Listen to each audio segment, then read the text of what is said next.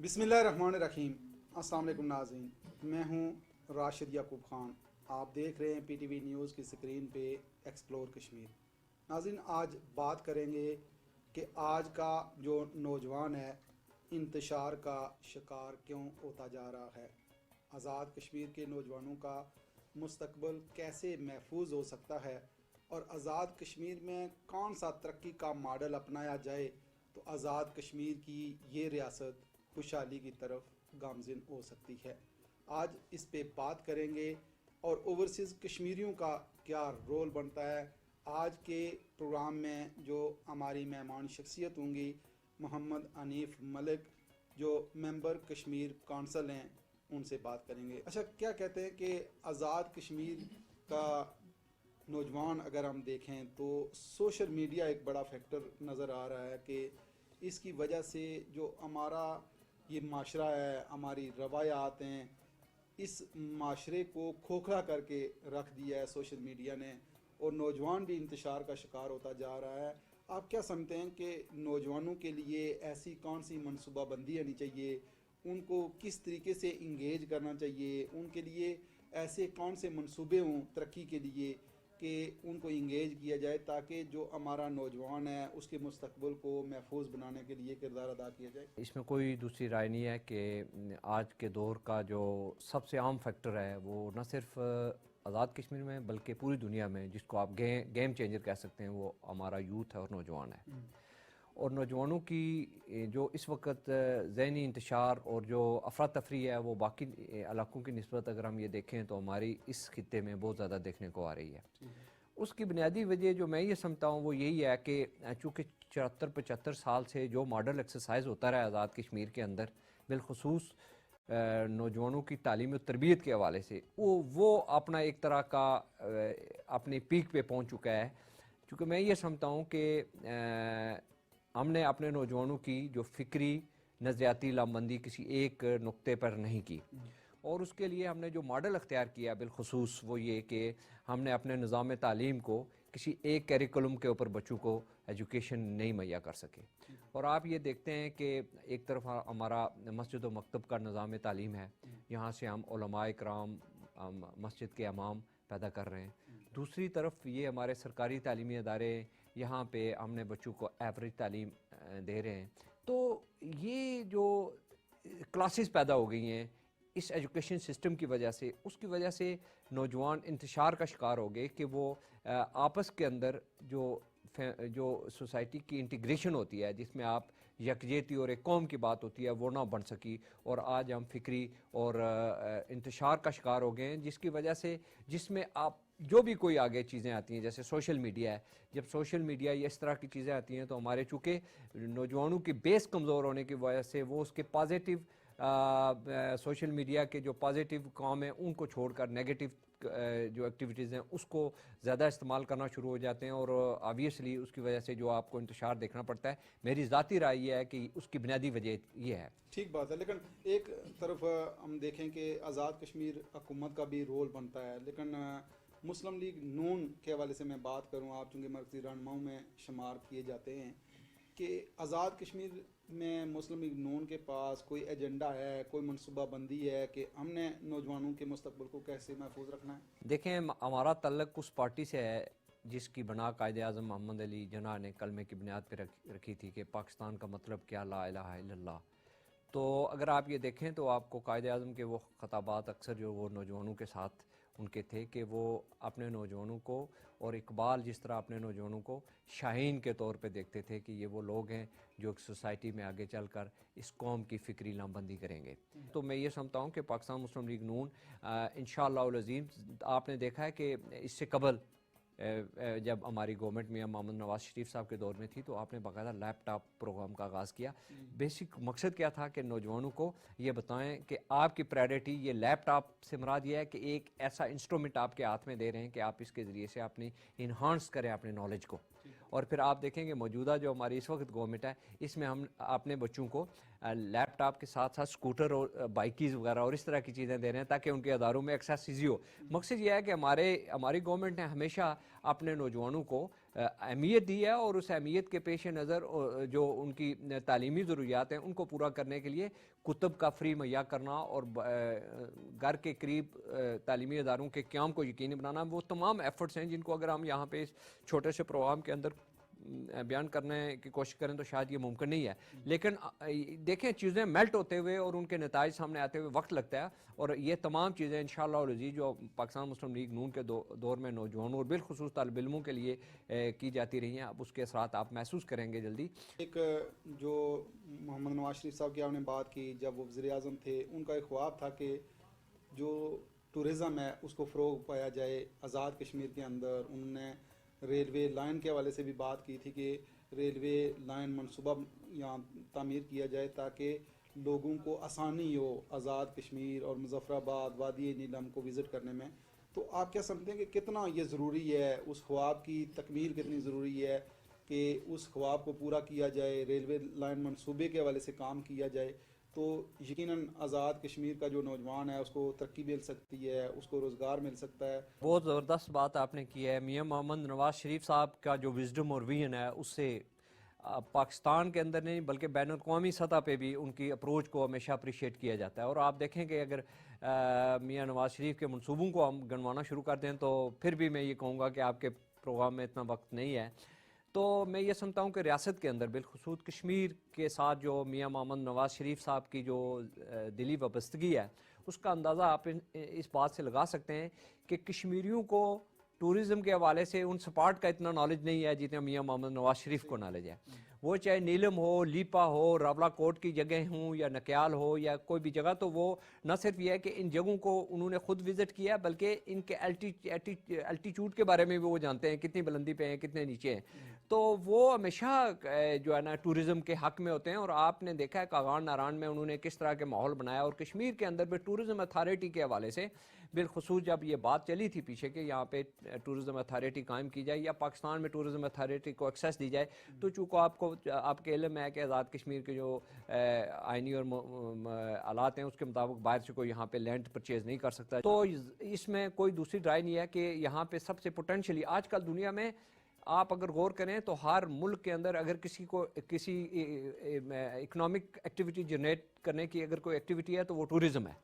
تو ریاست کے اندر تو اس کو ہم جنت نظیر کہتے ہیں. یہاں پہ اس کے خوبصورت پہاڑ، اس کی ویلیز اور اس کے مخصوص جو کلچر ہے وہ تو مطلب ٹورزم کے لیے ایک جنت ہے. اور اس کی پروموشن کے لیے جب کام ہوگا انشاءاللہ، اور اس پہ کام جاری بھی ہے، اب آپ دیکھ بھی رہے ہیں کہ ہمارے گزشتہ دور میں لسڈنا تک ہم نے کتنی بڑی روڈ بنا کے حویلی کو لنک کیا، اور پھر یہ تولی پیر کو کس طرح اسپاٹ کو ڈیولپ کیا، اور یہ ساری چیزیں ہمارے دور میں ہوتی رہی ہیں، یعنی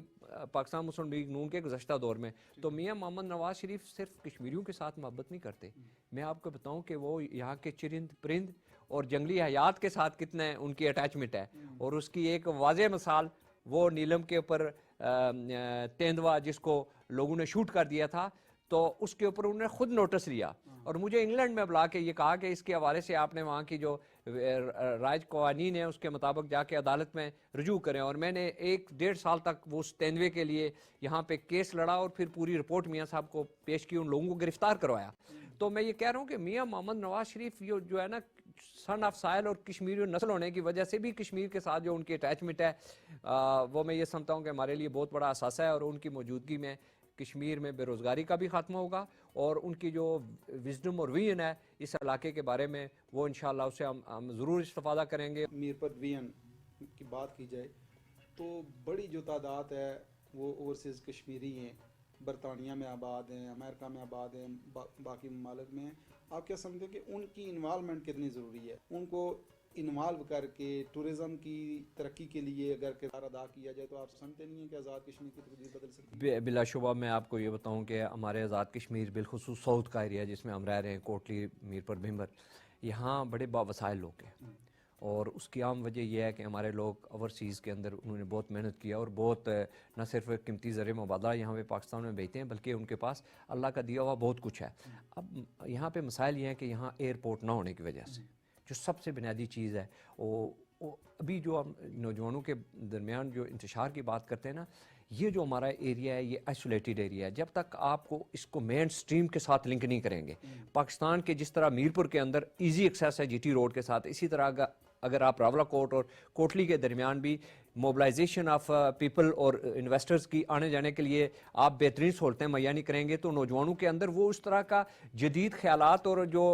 ہیومن ٹریفکنگ ہیومن موبلائزیشن کی وجہ سے جو لوگ سیکھتے ہیں, وہ اس کی کمی کی وجہ سے بھی نوجوانوں میں اس طرح کا نالج وہ انہانس نہیں کر سکے جو ضروری ہوتا ہے. تو ایسے حالات میں ایئرپورٹ کا جو ایشو ہے, اگر ہم ایئرپورٹ کے معاملات کو بالخصوص فوکس کریں اور اس ایریے میں کریں, تو میں یہ سمجھتا ہوں کہ جو ہمارے ساؤتھ کے لوگ ہیں وہ سیالکوٹ کی طرح, سیالکوٹ کا ایئرپورٹ جس طرح وہاں کے مقامی لوگوں نے بنایا ہے جو میرے علم میں ہے, تو اس طرح کی چیزوں کو اگر ہم لوگوں کو انوالو کریں اور لوگوں کو فیسیلیٹیٹ کریں تو یہاں ٹورزم کا بہت سکوپ ہے, اور اس میں بے روزگاری اور یوتھ کی جو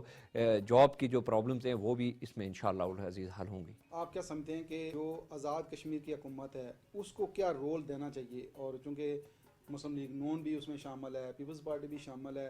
اور اس کے باوجود افراتفری ہے, وجہ یہ جو بات ہے یہ ایسا ایک کوشچن ہے جس پہ ہر شہری بات کرتا ہے. جب ہم کہتے ہیں کہ لوگوں کے لیے مسائل ہیں, لوگوں کے کام نہیں ہو رہے, نوجوان بے روزگار ہیں, یہاں تعمیر و ترقی کے معاملات رکے ہوئے ہیں, لوگ فکری انتشار کا شکار ہیں, تو وہ ہمیں کہتے ہیں جی آپ بھی تو گورنمنٹ کا حصہ ہیں, آپ اس میں کس کیپیسٹی میں بات کرتے ہیں. حقیقت یہ ہے کہ یہ ایک ایسی گورنمنٹ اس وقت بنی ہوئی ہے جو ایک مکس اچار کا, ہمیں سمجھ نہیں آتی کہ گورنمنٹ کس کی ہے. کسی سیاسی پارٹی کی گورنمنٹ نہیں ہے, اور کوئی اس کو اون نہیں کر رہا. اور جب تک پولیٹیکل پارٹیز اسٹیک ہولڈر نہیں ہوں گی, سیاسی پارٹیاں, تو آپ عوام کے سامنے نہ ان کو فیس کر سکتے ہیں, نہ ان کو اپنی بات بتا سکتے ہیں. اور یہی حالات آپ دیکھ رہے ہیں. ابھی چھوٹی سی کوئی بات ہوتی ہے تو اس میں کوئی بھی عوامی نمائندہ سامنے نہیں آتا کہ وہ کس جماعت کی نمائندگی کرے. سارے کی ساری پارٹیاں گورنمنٹ میں, یہاں کوئی اپوزیشن ہی نہیں ہے. اور جو گورنمنٹ کے اندر ہیں وہ کہتے ہیں جی کہ ہماری جو ہمارے پارلیمانی لوگ ہیں وہ گورنمنٹ کا حصہ ہیں, ہم تو گورنمنٹ کا حصہ نہیں ہیں. تو یہ ایک جو ماڈل اس وقت پریکٹس کیا گیا ہے آزاد کشمیر میں, اس کی موجودگی میں اگر آپ یہ سمجھیں کہ لوگوں کے اندر فکری انتشار کا خاتمہ ہوگا, تو میرا نہیں خیال. اس کے لیے یہ بڑھے گا جب تک آپ ٹرو جو لوگوں کے بالخصوص پولیٹیکل پارٹیوں کے ریپریزنٹیٹیو سامنے نہیں آئیں گے, جن کی ایفیلیشنز ہیں, جن کے روٹس ہیں. مسلم لیگ کے لوگ ہیں, مسلم لیگ کی لیڈرشپ کی بات مانیں گے, پیپلز پارٹی کے لوگ ہیں وہ اس کی بات مانیں گے. لیکن یہ جو ابھی سیٹ اپ ہے, اس کے آپ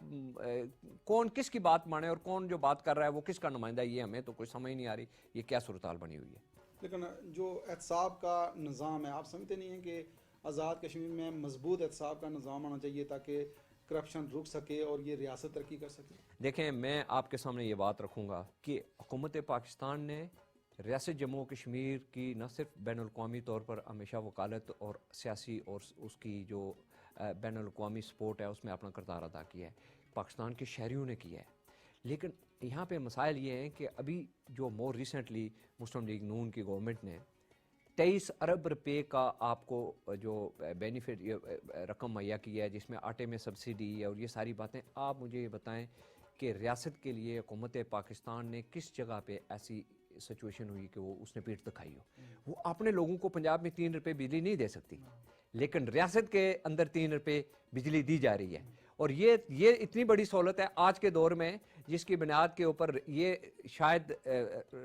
ریاست جموں و کشمیر, ہماری جو آزاد کشمیر ہے, یہ صرف اس کا اعجاز ہے کہ اس کے پاس یہ سہولت حاصل ہے. یہ حکومت پاکستان کی کشمیریوں کے ساتھ محبت ہے, وہ ان کو ہر صورت میں خوشحالی دیکھنا چاہتے ہیں, اور یہ پورا ٹریک ریکارڈ ہے, یہ آج کی بات نہیں ہے. یہ اس چیز کی ضرورت ہے کہ ٹرو عوامی نمائندوں کو باقاعدہ کام کرنے دیا جائے, اور وہ گورنمنٹ آف پاکستان کی سوچ, فکر اور جو تھاٹ ہے اس کو ریاست کے نوجوانوں کے اندر قابل قبول بنائے. صحیح بات ہے. لیکن میرے ایک دوست ہیں,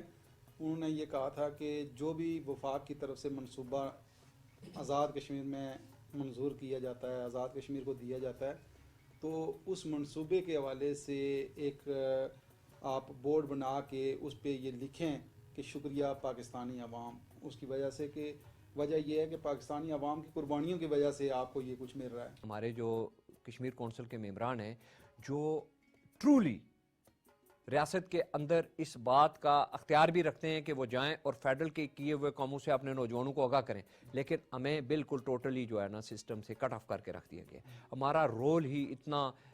محدود کر دیا گیا ہے کہ ہماری بات کو کہیں نہ سنا جاتا ہے اور نہ اس پہ عمل درآمد. میرا یہ خیال ہے کہ باقی آپ ایک طرف رہ دیں,